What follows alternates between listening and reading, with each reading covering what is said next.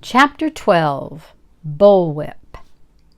Campfires along the river lit their way back to town. Carrying their shoes, the two partners were stuffed full of sow-belly and beans, and between them they were richer by a thimbleful of gold.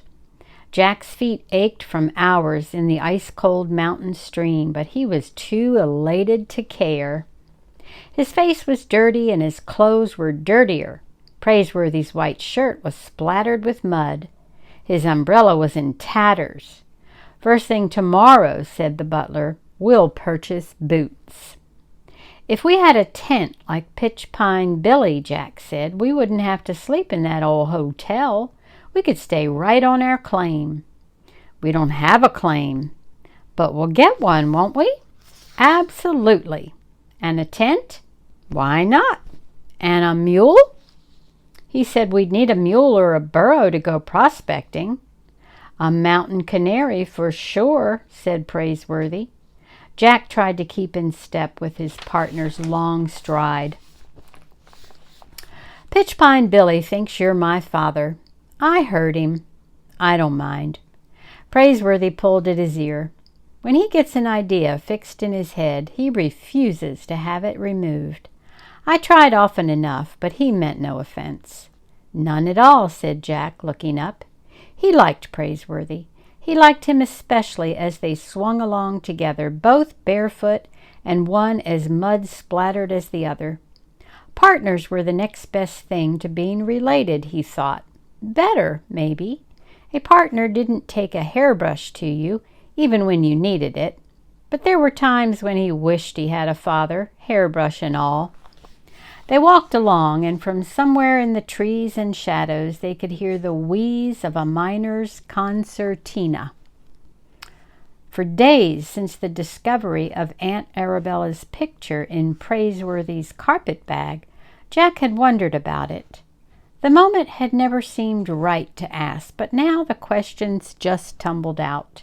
"Does Aunt Arabella know you've got her picture along?" Praiseworthy shifted the pick to his other shoulder. Yes, the picture," he said quietly. "I've been meaning to give it to you. I've no right to it, no right at all. It's only a picture. You keep it." Jack shifted the shovel to his other shoulder.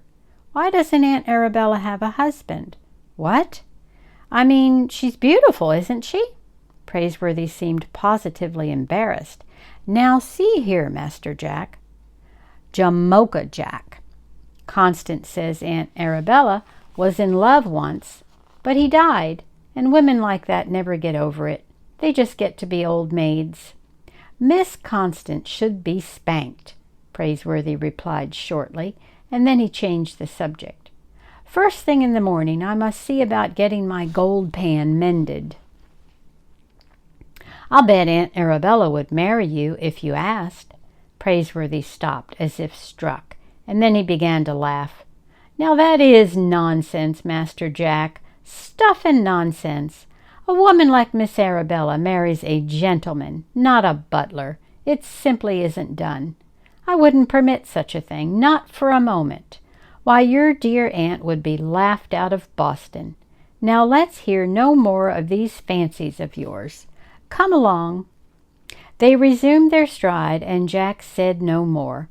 But Praiseworthy wasn't fooling him. No, sir.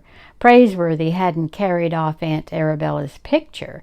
He would never do a thing like that. No, sir, not Praiseworthy. Aunt Arabella had given him the picture, Jack thought. Yes, sir, and the more he thought about it, the more it pleased him. Soon the coal oil lights of Hangtown could be seen through the trees. Praiseworthy stopped to put on his shoes, but Jack just carried his. As they came along the street, the men who sat and whittled stopped whittling. The standing and talking men stopped talking, and the coming and going men stopped coming and going. Jack had a sudden feeling that everyone was staring at them. What was wrong? Didn't they have their heads on straight? And then a voice said, "There he is. That's him all right." Praiseworthy and Jack kept walking.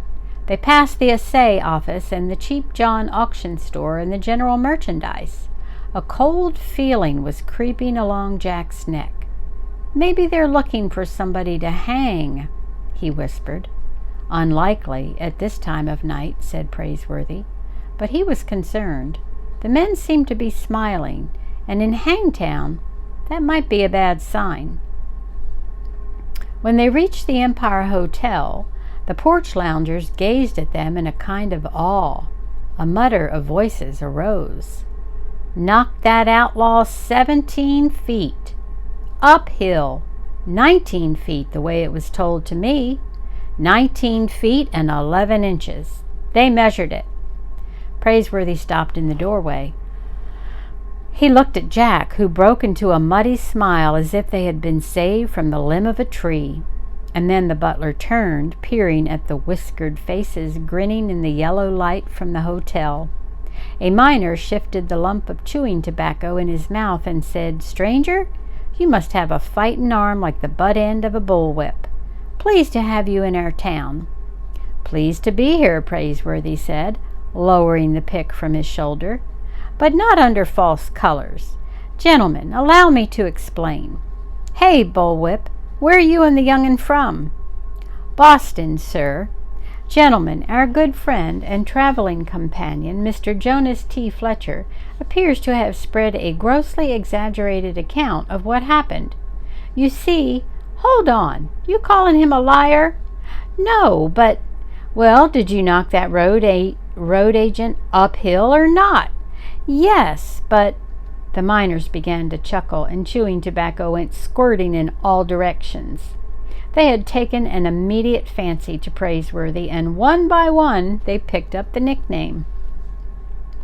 "How long you stayin', Bullwhip?" Praiseworthy shouldered the pick. He gave up trying to explain.